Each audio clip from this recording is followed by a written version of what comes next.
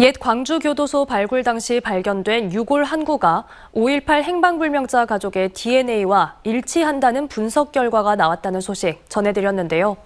해당 유골은 5.18 당시 화순에 거주하던 20대 청년으로 잠정 결론 났습니다. 5.18 단체와 5월 유족들은 이번 조사를 통해 암매장과 관련된 진실이 제대로 밝혀져야 한다고 목소리를 높였습니다. 보도에 김영찬 기자입니다.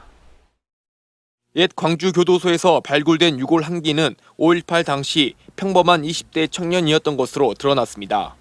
전남 화순에 거주하던 23살 청년이었으며 여동생과의 유전자 검사를 통해 99.9% 혈연 관계로 확인됐습니다.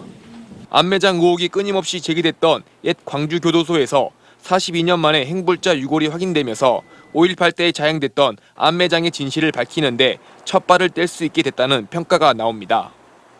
혹시 내 자식이 아니면 내 남편이 어딘가 살아있지 않을까라는 그런 희망도 없지 않아 있다가 이제는 거의 포기 상태인데 그래도 유골이라도 발견돼서 다행이지만 그래도 마음 한편으로 가슴이 아프고 슬프죠.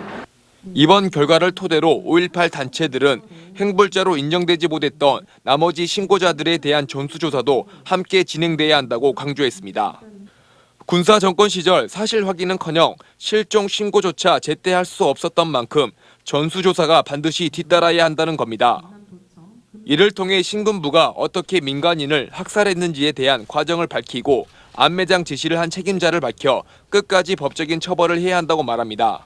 반인도적 범죄를 저지른 그 계엄 군인들 역시 본인이 반성하지 않는 한, 사죄하지 않는 한 저는 처벌해야 한다고 봅니다. 그리고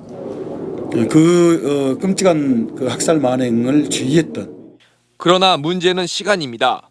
이번 행불자 DNA 확인 작업을 진행한 5.18 진상조사위 활동 기간은 내년 말이면 종료됩니다.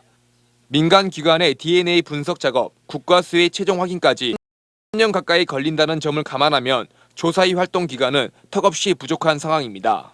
여기에다 기존에 채취한 DNA도 시료 보관이 오래돼 대조 작업이 어려울 수 있다는 우려가 제기되고 있어 조사위 활동 기간 연장이 절실하다는 지적에 힘이 실리고 있습니다. MBC 뉴스 김영창입니다.